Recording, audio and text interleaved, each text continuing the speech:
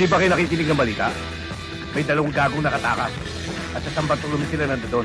Kaya kung ako kayo, ganap na ako na ibang lugar na mapaglilibangan. Ah! Yung kapatid ko, ang kasama dalawang gago. May baril sila. Pwede nasaktan. Ayaw mo sumama, ako pupunta mag-isa doon. Help me!